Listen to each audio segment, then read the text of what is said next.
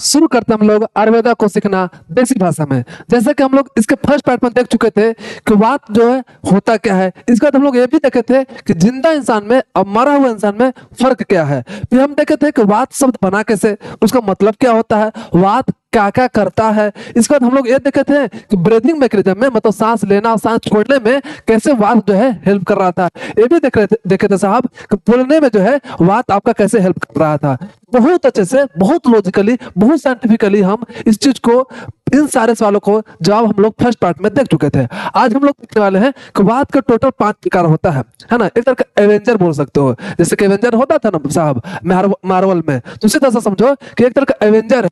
5 Avenger है और पांचों एवेंजर मिलकर एक टीम बनाता है और आपके शरीर में बहुत सारे कामों को करता है। तो हम लोग ये जानेंगे कि पांचों कौन कौन सा बात है और पांचों बात रहता कहाँ कहाँ है, और लास्ट में ये देखेंगे कि उसका काम क्या है। तो चलिए भाई साहब हम लोग आज का लेक्चर शुरू करते हैं। तो देखिए जैसे कि लिखा हुआ है कि बात जो है 5 प्रकार का होता है ना। इसको ट्रिक भी लिखा हुआ है भाई साहब। क्या क्या ट्रिक लिखा हुआ है? लिखा है कि PUSVA। अब भाई पी से क्या होता है? प्राण वायु, है ना। पी से प्राण वायु, यू से उदान वायु, है ना। और आप एस से समान वायु, और भी से आपका कच होगा व्यान वायु, और ए से अपान वायु। तो टोटल जो है आपका 5 वायु होता है ना। तो पांचों का जो है धीरे धीरे हम लोग काम देखेंगे कि किसका क्या काम है ना। तो देखते हैं हम लोग भाई साहब, शुरू करते हैं हम लोग यहाँ से प्राण वायु से। तो बोल रहा है कि प्राण वायु जो है आपका सीईओ है। सीईओ कौन होता है भाई साहब? जो हेड होता है। किसी का सीईओ का कौन होता है? जो हेड होता है। तो इसी तरह से बोल रहा है कि प्राण वायु जो है ना वो हेड है। पांचों में सबसे बेस्ट जो है हेड जो है अब वो कौन है? आपका प्राण वायु है। कैसे है तो समझिएगा। तो इसका समझ में आएगा जब हम बताएंगे ना कि इसका लोकेशन से समझ में आ जाएगा। अगर आपको बोले कि पूरा बॉडी का, आपको पूरा शरीर का कौन जो है हेड होता है, तो आपको पता है कौन है? ब्रेन है। तो वही जो है ये रहता कहाँ है? ब्रेन में रहेगा। क्योंकि ब्रेन और ब्रेन में रहने वाले लोग उस सब कौन होंगे? हेड होंगे, सीईओ होंगे। तो वही चीज बोल रहा है कि कहाँ इसका स्थान है? तो मूर्धा है। अब मूर्धा मतलब हेड बोलो चाहे ब्रेन बोलो, तो इसका क्या है? मुख्य स्थान है। अब बात आता है विचरण। विचरण क्या होता है साहब? विचरण मतलब कहाँ कहाँ घूमता है। जैसे कि आपका एक घूमने का स्थान होगा ना साहब, क्या पार्क में जाते होगे, तो सब पार्क में तो जाते नहीं होगे। आपका एक फेवरेट पार्क होगा कि भाई हाँ इसी पार्क में जाना है। आप कॉलेज में जाते होगे, फिर रूम पे जाते होगे, तो ये आपका विचरण का स्थान है। आप कहाँ कहाँ घूमते हो, यही आपका विचरण है। तो यही चीज देखेंगे कि आपका प्राण वायु का कहाँ कहाँ जो है विचरण है, कहाँ कहाँ घूमता है। तो याद रखेगा कंठ में और हृदय में। ये सब बहुत बार पूछा जाता है भाई साहब, तो ध्यान से सुनेगा कि कंठ में और हृदय में इसका विचरण स्थान है।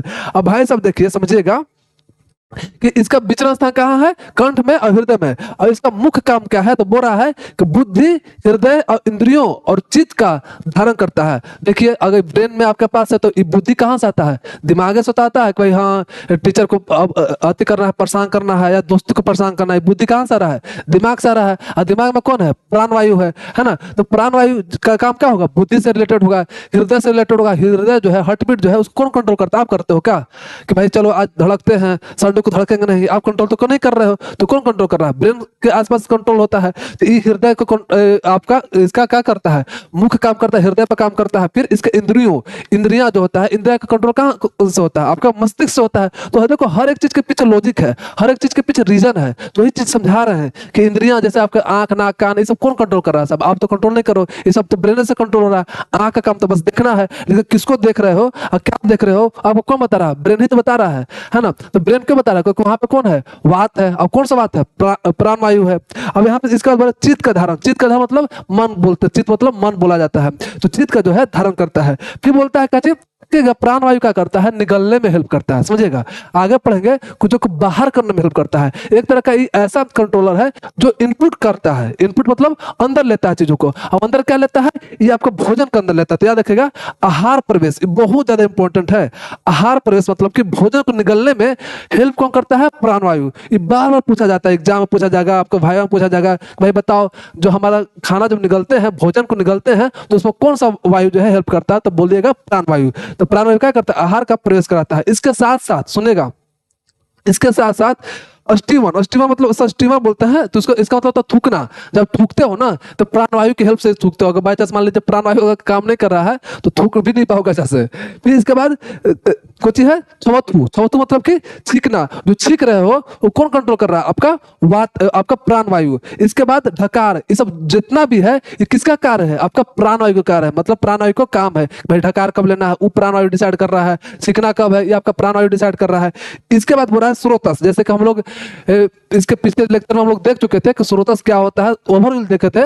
जब स्रोतस जब पढ़ाएंगे रचना शरीर में उसको बहुत अच्छा से डिटेल में देखेंगे, लेकिन हमको बहुत सारा स्रोतस पढ़े थे, उसमें से बोल रहा है कि प्राणव स्रोतस का मूल क्या है? हृदय है। हम बहुत अच्छा से हर एक चीज का स्थान बताए थे कि प्राणव स्रोतस कहाँ रहता है, उदकव स्रोतस कहाँ होता है, अनव स्रोतस कहाँ रहता है, रसव स्रोतस कहाँ होता है, रक्तव स्रोतस क्या होता है, बहुत अच्छे से समझाए थे कि कौन कहाँ होता है, हर चीज का लॉजिक दिए थे ताकि याद हो जाए। फिर अभी यहाँ पे समझो कि प्राण, जैसे कि यहाँ प्राणवायु है ना साहब, तो उसी से रिलेटेड है कि प्राणव स्रोतस जो है उसका मूल मतलब कि कहाँ से स्टार्ट होता है अपने शरीर में फैलता है। तो ये बोला मूल मतलब कि कहाँ से स्टार्ट होता है, तो हृदय से स्टार्ट होता है। तो ये चीज बोल रहा है। तो याद रखिएगा एक लाइन में VVI क्या है भाई साहब, कि भोजन का निगलना किसका कर्म है, किसका काम है? प्राणवायु का काम है। तो अल्टीमेट बोलो तो ये एक तरह का क्या है, ये इनपुट कर रहा है, मतलब कि चीजों को अंदर लेके जा रहा है, इसको अंदर लेके जा रहा है, खाना को अंदर लेके जा रहा है। आगे जब जो देखेंगे वो बाहर लेके जाएगा भाई साहब, जो है आपका उदान वायु। उदान वायु को बोला जाता है कौन, क्या स्पीकर या फिर एनर्जी वाला मामला। स्पीकर और एनर्जी से रिलेटेड कौन है? आपका उदान वायु है। अब देखो स्पीकर मतलब कि आवाज, आवाज क्या कर रहा है, बाहर जा रहा है कि अंदर जा रहा है? अच्छा तो होता ना कि आवाज अंदर, आवाज कहाँ जाता है, बाहर जाता है। तो जो इसके पहले था प्राणवायु, प्राणवायु क्या कर रहा था, भोजन को अंदर लेके जा रहा था, लेकिन आवाज को बाहर लेके जाना मतलब वो इनपुट कर रहा था, ये आउटपुट कर रहा मतलब बाहर लेके जा रहा है कौन? आपका उदान वायु। तो यही चीज बोल रहा है। पहले बात आता है कि भाई इसका स्थान कहाँ है, ये रहता कहाँ है, तो इसको बोलते हैं उत्तर प्रदेश, है ना। उत्तर प्रदेश नहीं है साहब, उत्तर प्रदेश मत समझ लेना, उत्तर प्रदेश राजस्थान बिहार ऐसे नहीं है।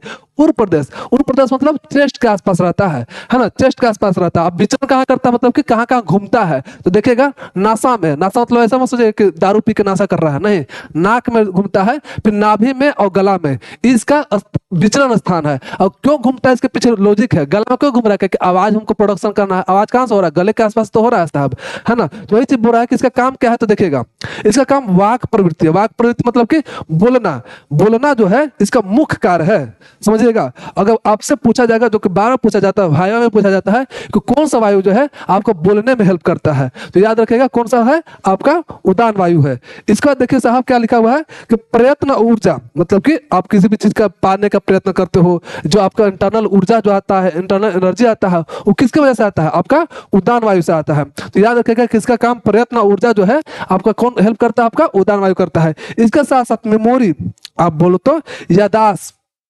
अगर आपका यादाश्त कमजोर है साहब, तो आप डॉक्टर से मिलो, अब बोलो कि मेरा उदान वायु को ठीक कर दीजिए साहब, ताकि हमको मेमोरी पावर ठीक हो जाए। क्योंकि उदान वायु का काम ही जो है मेमोरी से रिलेटेड है, याद करने का, स्मरण करने का काम कौन करता है, आपका उदान वायु करता है।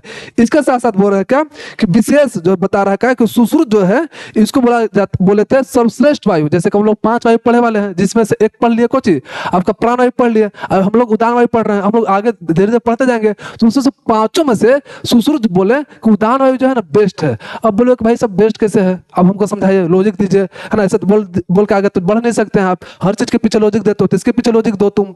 तो हम समझो क्या कि इसके पीछे रीजन इसलिए दिए भाई साहब, इसको सर्वश्रेष्ठ इसलिए माने क्योंकि कि देखिए ये कम क्या कर रहा है, ये बोलने में हेल्प कर रहा है। और अगर बोलना अगर आदमी नहीं जानता तो क्या आपको लगता है तब विकास कर पाता? समझिएगा ध्यान से, आदि मानव से हम लोग आधुनिक मानव बने, मतलब कि मॉडर्न मैन बने। इसके पीछे रीजन क्या था कि हम लोग इन्फॉर्मेशन को कन्वे कर रहे थे, एक जगह से दूसरी जगह अपना प्रदान कर रहे थे, आदान प्रदान कर रहे थे, ट्रांसफर कर पा रहे थे। जैसे आपको कुछ नॉलेज है, कुछ जानकारी है, तो आपको दे रहे हैं, आपको कुछ जानकारी होगी तो आप किसी और को दोगे, तो अल्टीमेट क्या कर रहे हो, नॉलेज को ट्रांसफर कर रहे हो। किससे ट्रांसफर कर रहे हो, बोलकर ट्रांसफर कर रहे हो। तो बोलना जो है बहुत ही खूबसूरत एक तरह का खोज है, किसका, इंसान का, जिसकी वजह से इंसान जो है इतना ज्यादा डेवलपमेंट किया है। इसीलिए बोले सुश्रुत कि भाई साहब बोलना कौन कंट्रोल कर रहा था, आपका उदान वायु। इसीलिए बोले कि उदान वायु जो है सबसे बेस्ट है। ठीक है साहब, तो इसके पीछे रीजन बता दे क्यों श्रेष्ठ माने थे। अब आपको याद भी रहेगा कि सुश्रुत किसको माने थे, तो उदान वायु को। क्यों, क्योंकि बोलना उदान वायु से कौन काम, उदान वायु का काम क्या था, बोलना काम था। ठीक है, अब देखिए नेक्स्ट हम लोग देखते हैं, ये बात आता है समान वायु। तो समान वायु का काम जो होता है डाइजेशन में हेल्प करता है, डाइजेशन से रिलेटेड काम करता है कौन, आपका समान वायु। अब डाइजेशन 4 स्टेप में होता है, देखिएगा कौन कौन स्टेप है, समझिएगा। पहले बोल रहा है ग्रहणाति, ग्रहणाति मतलब भाई साहब ग्रहण करना। अब जैसे कि पहले तो ऐसा तो होगा कि डायरेक्ट फूड पचने लगेगा, मतलब कि डाइजेस्ट होने लगेगा, उसके पहले तो ग्रहण करना पड़ेगा। तो इसका फर्स्ट स्टेप जो है ग्रहणाती है, मतलब कि फूड को रिसीव करना है। फिर है भाई साहब पचती। अब खाना जब मिल गया तो उसको क्या करोगे, डाइजेस्ट करोगे। तो दूसरा स्टेप क्या है, पचती है। तीसरा है विवेचती। विवेचयती मतलब क्या है साहब भाई साहब कि विवेचयती में होता है सेपरेट करता है सार भाग और कीट भाग, दो भाग होता है भाई साहब। एक सार भाग होता है और एक कीट भाग होता है। सार भाग क्या है, कीट भाग क्या समझेगा, जो आपको चाहिए बॉडी में, है ना, जो मेन चीज है ना उसको बोलते हैं सार। और जो एक्सक्रीटरी प्रोडक्ट है जो हमको शरीर से बाहर निकालना है उसको बोलते हैं कीट। अभी दोनों को अलग तो करना पड़ेगा, अगर दोनों मिक्स रहेगा तो फिर कोई मामला गड़बड़ा जाएगा, है ना। तो हमको क्या करना है, कीट को अलग करना है, सार को अलग करना है। इसी को बोलते हैं विवेचयंती। विवेचयंती मतलब कि इसको अलग कर रहा है, सार भाग को और कीट भाग को अलग करना है। तो पहले क्या किए, रिसीव किए, फिर किए डाइजेस्ट, और फिर किए सेपरेट आउट। और सब सेपरेट आउट किया तो इसके बाद क्या किए, मुंचियती मतलब कि वेस्ट को हम रिलीज कर दिए। मुंचियती मतलब कि वेस्ट को रिलीज कर दिए। तो ये चार स्टेप कौन करता है, आपका समान वायु करता है। समान वायु चार स्टेप करता है, और चारों स्टेप आपको याद रखेगा टर्मिनोलॉजी, और चारों स्टेप को बहुत अच्छा से समझा चुके। तो पहले देखे प्राण वायु जो कि मेन आपका हेड क्वार्टर था। फिर हम लोग देखे उदान वायु जो कि बोलने में हेल्प कर रहा था। प्राणवायु क्या चीज कर रहा था, निगलने में हेल्प कर रहा था। यहाँ देखे डाइजेशन में हेल्प कर रहा था। देखो फर्स्ट जो था प्राणवायु इनपुट कर रहा था, है ना। आपका उदान वायु क्या कर रहा था, आउटपुट कर रहा था, शरीर से बाहर निकाल रहा था, क्या आवाज निकाल रहा था। अभी क्या कर रहा है, आपका डाइजेशन में हेल्प कर रहा है, कौन, समान वायु। अब देखते हैं नेक्स्ट, इसका याद रखेगा स्थान क्या है साहब, स्थान याद रखेगा कि इसका स्थान अग्नि है, अग्नि के समीप है। अग्नि के समीप मतलब कौन है, मतलब पेट के आसपास, पेट के आसपास भाई अग्नि होता है ना, तो उसी का समीप है, ठीक है। अब देखिएगा नेक्स्ट, ये देखो ये क्या बोल रहा है कि अग्नि को बल देना समान वायु का काम है। भाई सब बताओ कि अगर डाइजेशन से रिलेटेड काम है तो याद करने की जरूरत है बाहर से, तो इसलिए बोलता है आदमी को लॉजिक से पढ़ो, ताकि एक बात समझ में आ जाएगा तो चारों चीज याद हो जाएगा अपने आप। ये बोल रहा है कि अग्नि को जो बल देता है कौन देता है, समान वायु देता है। क्यों, क्योंकि डाइजेशन में हेल्प करता है। तो अग्नि क्या है, अग्नि क्या करता है, डाइजेशन में तो हेल्प करता है। तो अल्टीमेट वही चीज बोल रहा है।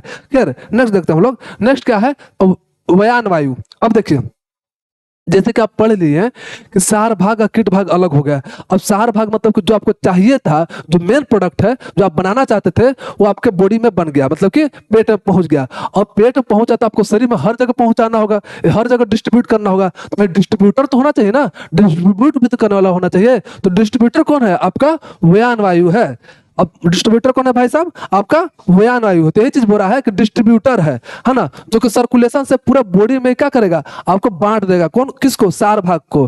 तो ये चीज बोल रहा है कि इसका स्थान कहाँ होता है भाई साहब, पहले याद रखिएगा कि इसका स्थान होता है आपका हृदय और समस्त शरीर, याद रखेगा पूरे बॉडी में फैला हुआ रहता है। क्यों, क्योंकि उसको हर जगह तो जाना है ना। ऐसा तो है ना कि खाली यहीं पर ही पहुंचाना। आपके हाथ के टिप्स जो दिखाई दे रहा है, आपको उंगली के जो टिप्स दिखा रहा है, यहाँ तक हमको न्यूट्रिएंट पहुंचाना है।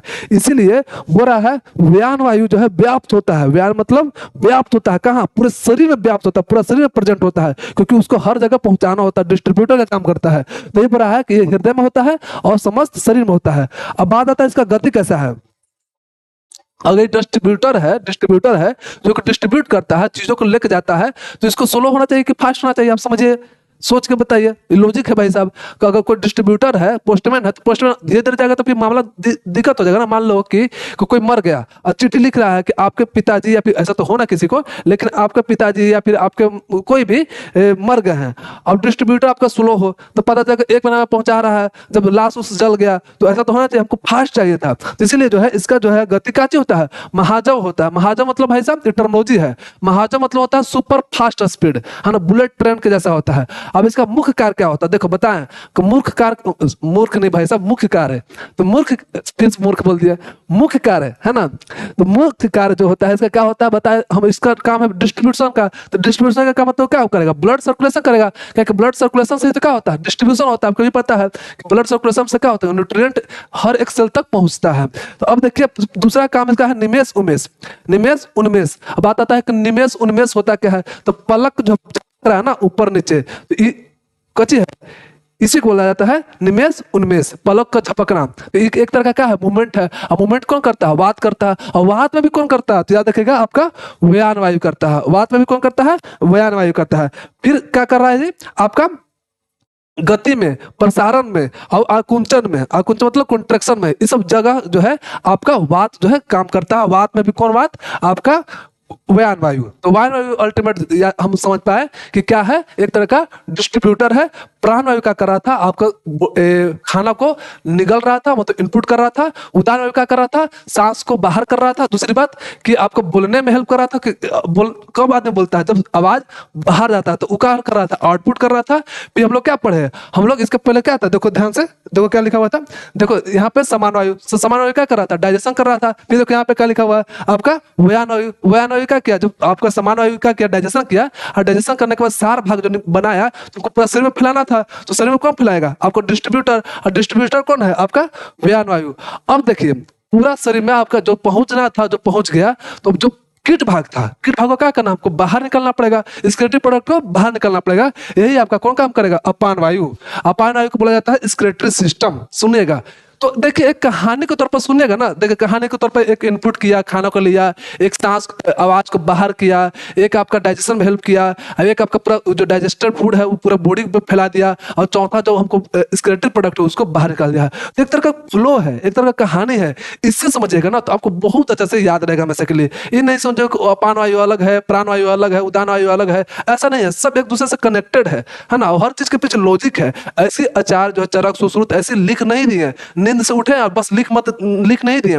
हर एक चीज के पीछे लॉजिक देखे हैं, और ये चीज आपको बहुत अच्छे से समझ में आ रहा है। तो आपको एक रिक्वेस्ट करना चाहेंगे कि आप अपने कॉलेज के ग्रुप में इस वीडियो को जितना हो सके फैलाइए, अपने दोस्तों के साथ फैलाइए, ताकि हर कोई इस वीडियो को देख सके, है ना, ताकि हर कोई आयुर्वेदा को पढ़ सके। ऐसा एक हवा बना हुआ है कि भाई संस्कृत है, समझ में आता नहीं है, इसलिए हम देसी भाषा में समझा रहे हैं। संस्कृत वर्ड कुछ यूज नहीं करते, ज्यादा कम ही यूज करते हैं, ताकि आपको चीजों को समझ में आए। क्योंकि अल्टीमेट संस्कृत जो वर्ड लिखा हुआ किताब तो आपके पास है ही, तो किताब में आपको मिल जाएगा। हम बस एक तरह के आसान भाषा में स्टोरी के फॉर्म में आपको समझा रहे हैं। तो आपका बस काम इतना सा है साहब कि आप मैक्सिमम लोगों तक पहुंचाइए, क्योंकि जैसे हम आपका हेल्प कर रहे हैं साहब, तो आप भी मेरा हेल्प कीजिए, ताकि लोगों तक पहुंचे, पता चले कि हम आपका हेल्प कर रहे हैं, कि मतलब ताकि लोगों तक पहुंचे। कोई देख ही नहीं पा रहा है, क्योंकि देखने के पीछे रीजन इसलिए आप बोल रहे हैं क्योंकि आपको पता है कि अभी जो है आयुर्वेदा जो है ये तब फेमस नहीं है ना। इससे ज्यादा फेमस आपका होम्योपैथिक है। तो अगर लोग पढ़ेंगे, नीट में भागेंगे नहीं, यहाँ पर रुकेंगे कब, जब उनको समझ में आएगा, मजा आएगा,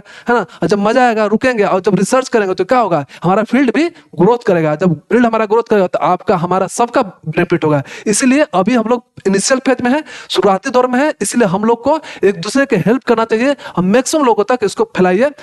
खैर हम लोग स्टार्ट करते हैं जहां छोड़े थे इसको। तो देखिए बोला है अपान वायु। अपान वायु क्या बोला है भाई साहब कि इसका स्थान क्या है, तो स्थान बोला है इसका सोरोनी है। सोरोनी मतलब पेल्विस एरिया में, है ना। फिर बोला है बस्ती, तो बस्ती मतलब होता है यूरिनरी ब्लैडर। तो सुनिए ये सब कहाँ कहाँ है, इस सब स्क्रेटरी ऑर्गन में है। देखिए ध्यान से देखेगा ना, तो जहाँ स्क्रेटरी ऑर्गन होता है उसी के आसपास है। क्यों, देखिए हम लोग जो सार भाग था उसको हम लोग तो डिस्ट्रीब्यूट कर दिया, पूरा बॉडी में डिस्ट्रीब्यूट कर दिया। अब हमको बाहर निकालना है। बाहर कौन निकाल रहा है, आपका अपान वायु निकाल रहा है। तो ये चीज बोल रहा है कि आपका यूरिनरी ब्लैडर में होता है, फिर मेडू में होता है। मेडू मतलब कि पेनिस बोल सकते हो, या फिर एक्सटर्नल आपका मेल जेनाइटल एरिया बोलते हैं, है ना। पेनिस से क्या होता है, यूरिन निकलता है, बाहर निकलता है, तो एक तरह का स्क्रेटिव प्रोडक्ट ही तो बाहर निकल रहा है। फिर उरु, उरु मतलब थाई, या फिर बोलो तो अपर पार्ट ऑफ लेग, उसे बोलता है उरु। ये सब इसका स्थान है, इसको आप याद रखेगा। इसके पीछे रीजन भी दिए कि ये स्थान में आपका क्या चीज होता है, स्क्रेटरी ऑर्गन प्रेजेंट होता है। और फिर भाई साहब इसका दिशा क्या होता है, दिशा मतलब भाई साहब इसका डायरेक्शन क्या होता है, तो डायरेक्शन क्या होगा, नीचे जाएगा। आपको पता ही है कि जब खाना पचता है तो खाना पचने के बाद कहाँ जाता है, नीचे जाता है। और जो स्क्रेटिव प्रोडक्ट है बाहर निकलता है। कैसे बाहर निकलता है, ऊपर से तो निकलता नहीं है, नीचे से निकलता है। ऊपर से निकल जाता है बहुत खराब होता है मामला, है ना। तो अधोगामी होता है। अधोगामी मतलब कि डाउनवर्ड मूवमेंट होता है। फिर इसका काम क्या है, आपको दोबारा बता दीजिए भाई साहब, इसका काम क्या होगा, निष्कासन होगा। जैसे कि सकृत मतलब कि सकृत मतलब होता है स्टूल को बाहर निकालना, है ना, यूरिन को बाहर निकालना। यहाँ तक कि शुक्र, शुक्र मतलब कि स्पर्म, स्पर्म का भी बाहर निकलना किसके वजह से होता है, आपका अपान वायु से। ये बार पूछा जाता है, जो स्पर्म एजुकेट होता है उसमें आपको हेल्प कौन करता है, अपान वायु हेल्प करता है। इसके साथ साथ आत्रो, आत्रो मतलब कि मेंस्ट्रुअल ब्लड जो होता है, मेंस्ट्रुअल साइकिल में जो ब्लड निकलता है उसी में भी आपका कौन हेल्प करता है, आपका अपान वायु हेल्प करता है। इसके साथ साथ जो मोस्ट इंपॉर्टेंट है भाई साहब कि डिलीवरी के समय जो बेबी जो बाहर निकलता है उसमें आपका अपान वायु हेल्प करता है। तो अगर उसमें अगर बच्चा जब निकलता है ना लेबर पेन के वक्त, अगर बच्चा नहीं निकल पा रहा है तो कहीं ना कहीं जो है अपान वायु जितना अच्छा से काम करना चाहिए उस मदर का उतना अच्छा से काम नहीं कर रहा है, क्योंकि अपान वायु का काम ही जो होता है ये क्या करता है, डिलीवरी के समय क्या करता है, बेबी को बाहर निकालने में हेल्प करता है। तो उसके वक्त हम लोग क्या देखते हैं, ऑक्सीटोसिन देते हैं, तो फिर अलग बात है। तो अल्टीमेट क्या बोल रहा है कि जो गर्भ है उसमें नॉर्मल डिलीवरी में आपको कौन काम करता है, आपका अपान वायु। अगर अपान वायु काम नहीं करेगा तो आपको नॉर्मल डिलीवरी नहीं होगा, तो फिर क्या करता है डॉक्टर, आपका सर्जरी से निकालता है बच्चा को। तो ये देखिए VVI लिख दिया भाई साहब कि डिलीवरी के समय है ना आपका अपान वायु काम करता है, अगर विकृत हो जाएगा तो फिर बाधा आ जाएगा, है ना, काम गड़बड़ा जाएगा। तो इस तरह से हम लोग अपान वायु के बारे में देख लिए। रुक जाएगा साहब, काम कहने कर रहा है जी, ले माफ कीजिएगा साहब, थोड़ा सा बोर्ड रुक गया था, पता ना कैसे ये भी गर्म हो गया, इसी की वजह से बोर्ड गर्म हो गया था, जिसकी वजह से रुक गया था। तो हम लोग क्या पढ़ चुके थे, अपान वायु का पढ़ चुके थे। अपान वायु क्या था कि एक्सक्रेटरी में मतलब एक्सक्रेशन में हेल्प कर रहा था। इसका स्थान कौन सा होता है, इसका दिशा कैसा होता है, मुख्य कार्य क्या होता है ना। इसमें मोस्ट इंपॉर्टेंट जो बताएं कि डिलीवरी के वक्त ये काम करता है, अगर डिलीवरी के वक्त अच्छा से काम नहीं करता है तो कॉम्प्लिकेटेड हो सकता है। तो ये सब चीज के बारे में हम लोग पढ़ चुके हैं। अब हम लोग देखते हैं नेक्स्ट में क्या बोल रहा है कि हम लोग अब क्या क्या पढ़े उसको एक तरह का रिव्यू करते हैं, मतलब कि एक तरह का रिविजन करते हैं। रिविजन क्या करते हैं साहब, जैसे बोल रहा है कि भोजन का निकलना, बताओ भोजन का निकलने में कौन हेल्प कर रहा था, आपका प्राण वायु काम कर रहा था। अब बोलने में हेल्प कौन कर रहा था, आपका उदान वायु काम कर रहा था। तो कितना आसान है, हम क्या बोलते हैं, इनपुट जो है ना साहब, मतलब कि अंदर लेके जा रहा है कौन, भोजन को अंदर कौन लेके जा रहा है, प्राण वायु। आपका आउटपुट मतलब बोलना क्या है, एक तरह का बाहर निकलना, कोई चीज का आवाज बाहर निकलता है, तो आउटपुट कौन कर रहा है, उदान वायु। इसका पाचन करने के बाद सार भाग और कीट भाग जो है कर रहा था वो अलग अलग कौन कर रहा था, आपका व्यान वायु कर रहा था। जबकि पलक झपकना है ना, अनुमेष जो बोलते हैं है ना, तो उसमें जो पलक झपकना था वो कौन कर रहा था, अपान वायु कर रहा था। इसका प्रसव मतलब कि डिलीवरी में जो हेल्प कर रहा था कौन कर रहा था, आपका समान वायु कर रहा था। तो ये सारे वायु कर में हम लोग पढ़ चुके हैं। अब आपको बहुत अच्छा से समझ में आ गया होगा और याद भी होगा। ये चीज बुरा का टॉप 3 क्वेश्चन जो है भाई साहब जो एग्जाम में शायद आ जाए, बोले तो आएगा ही आएगा। क्यों भाई साहब, कैसे लिख नहीं दिया गया है ना, कुछ लॉजिक के साथ बताया गया, जैसे याद रखेगा जब एग्जाम में आ जाइएगा ना तो देखेगा इस चैप्टर से अगर सवाल आएगा तो देखिए इस तीनों में से कोई ना कोई एक सवाल जरूर आएगा। जैसे कि फर्स्ट बोल रहा है तंत्र यंत्र धर्म, तंत्र यंत्र धर का श्लोक का मतलब बताइए, इसका में आ सकता है 5 नंबर का। या फिर आ सकता है कि वाद के 5 प्रकार जो बताए आपको, उसका स्थान कौन कौन सा है, उसका कर्म क्या है, काम क्या है, इसको लिखिए, 10 मार्क क्या आ सकता है। फिर वाक उत्पत्ति बताया था ना कि आवाज कैसे उत्पत्ति होता है, इसके पहले हम क्या बताते थे, ब्रीदिंग मैकेनिज्म पढ़ाए थे। इसके बाद हम लोग ये देखे थे कि बोली जो होता है, शब्द जो होता है कैसे निकलता है, आत्मा है, बुद्धि है, मन है ना, अग्नि है, ये सब सारा चीज जो हम पढ़े थे वो कौन कर रहा था, अल्टीमेट एक तरह का मैकेनिज्म था जिसका हम लोग समझे थे। तो इस तरह से पूरा चैप्टर जो है आपका समाप्त होता है। अब यहाँ से आप कोई भी बुक से कोई भी नोट से आप पढ़ सकते हो, आपको बहुत अच्छे से समझ में आएगा, है ना। तब तक के लिए इसे पढ़ते रहिए, बचाते रहिए और जिंदगी में कुछ बेहतर कीजिए। तब तक के लिए धन्यवाद।